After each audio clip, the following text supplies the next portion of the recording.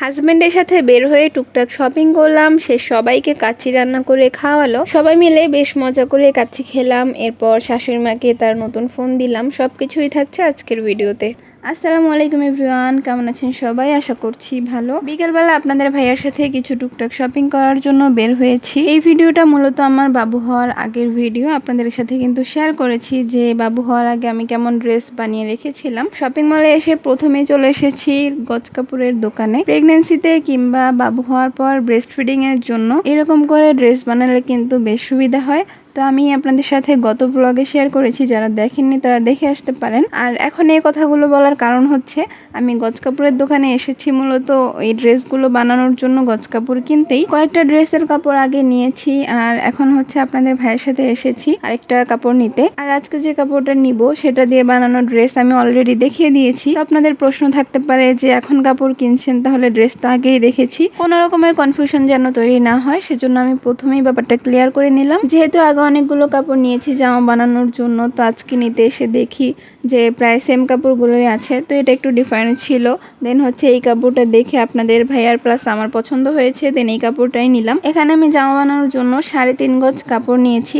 আর জামাটা কেমন করে বানিয়েছি সেটা কিন্তু আপনারা চাইলে আমার গত ব্লগে দেখে আসতে পারেন। এরপর চলে গিয়েছি শার্ট প্যান্টের দোকানে। আপনাদের ভাইয়ার প্যান্ট কেনার ছিল, আর সেখানে গিয়ে তার ফ্রেন্ডের সাথে তার দেখা হয়ে গিয়েছে। সে গল্প করছিল আর এদিকে আমি এদিকে ঘুরে ঘুরে বাচ্চাদের কিছু ড্রেস দেখছিলাম। এখানে মেয়ে বাবুদের বেশ কয়েকটা ড্রেস ছিল, আর প্রত্যেকটা ড্রেসই অনেক বেশি সুন্দর ছিল। আর মেয়ে বাবুদের ড্রেস তো আপনারা জানেনই কত বেশি প্রিটি হয়। যদিও আমি তখনও জানতাম না যে আল্লাহর রহমতে আমার ঘরেও একটা রাজকন্যা আসবে, তার জন্যই আমি এত সুন্দর সুন্দর ড্রেস কিনে তাকে পরাতে পারবো, সাজিয়ে গুছিয়ে রাখতে পারবো। আপনাদের ভাইয়া কিন্তু মেয়েদের থেকেও বেশি খুঁতখুঁতে। সে একটা জিনিস কিনতে গেলে, মানে তার জন্য হোক বা অন্য কারো জন্য, ভালোভাবে দেখে শুনে একদম মন মতো হলে তারপর কিনে। আমিও কিন্তু এরকম কখনোই একটা দোকান থেকে জিনিস দেখে কিনতে পারি না। আমার মনে কেমন যেন খুঁতখুত করে, মনে হয় অন্য দোকানে আরো সুন্দর ড্রেস আছে যেটা আমি মিস করছি।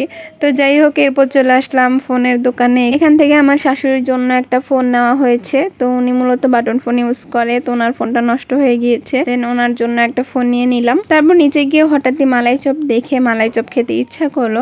আমার কিন্তু মিষ্টি জিনিস তেমন একটা পছন্দ না, খাই তবে তেমন পছন্দ না, ঝালটাই বেশি পছন্দ। তবে জানি না কেন আজকে অনেক বেশি খেতে ইচ্ছা করলো। দেন আমি হচ্ছে একটা মালাই চপ নিলাম, আর আপনাদের ভাই একটা দই নিয়েছে। আর মিষ্টি খেয়ে তারপর ক্রেভিংস হলো যে ঝাল কিছু খাবো। আর ঝাল কিছু খাওয়া মানেই মেয়েদের ফার্স্ট চয়েস হচ্ছে ফুচকা খাওয়া। তো এই তো চলে আসলাম ফুচকা খেতে। আর এই মামার ফুচকাটা কিন্তু বেশ মজা, আগেও খেয়েছি। তারপর ফুচকা খেয়ে চলে গেলাম বাসায় গিয়ে আমার শাশুড়িকে হচ্ছে তার ফোনটা দিলাম। তো এই তো উনি ওনার ফোন আনবক্সিং করছে। একটা জিনিস খুবই কমন, খেয়াল করে দেখবেন যে আমাদের মায়েরা, শাশুড়িরা, তারা হচ্ছে ফোন ঠিকই ইউজ করে, তবে তার ফোন কোথায় আছে জিজ্ঞেস করলে তার উত্তর হবে এটাই, কোথায় যেন রাখলাম দেখতো একটু। ফোন জিনিসটা সবার কাছে খুবই ইম্পর্টেন্ট হলেও এই মানুষগুলার কাছে ফোন খুবই অবহেলিত একটা জিনিস। যাই হোক, তারপর আপনাদের ভাইয়ার হঠাৎ করে ইচ্ছা করলো যে সে কাচ্চি খাবে। তারপর এই তো সে কাচ্চি রান্না করতে লেগে গেল। হাতের কাছে মুরগির মাংস ছিল, তো সে আজকে মুরগির মাংস দিয়েই কাচ্চি রান্না করবে, এবং কাচ্চি রান্না করে নিজেও খাবে প্লাস সবাইকে খাওয়াবে। আর তার অবস্থা দেখেন, কাচ্চি রান্নার জন্য কাচ্চি বিরিয়ানির মশলা না এনে বিরিয়ানি মশলা নিয়ে চলে আসছে। এখন রাতের বেলা সে এই বিরিয়ানির মশলা দিয়েই কাচ্চি বিরিয়ানি রান্না করবে। কাচ্চি বিরিয়ানি রান্নার জন্য এখানে ছিল টমেটো সস প্লাস হচ্ছে ফরচুনের বাসমতি চাল। তো আমার শাশুড়ি আম্মা এখানে মুরগির মাংসগুলো ধুয়ে রেডি করে দিচ্ছে। তারপর আপনাদের ভাইয়া মুরগির মাংস আর সাথে কিছু আলু নিয়ে সেগুলোতে ভালোভাবে মশলা মাখিয়ে নিয়েছে।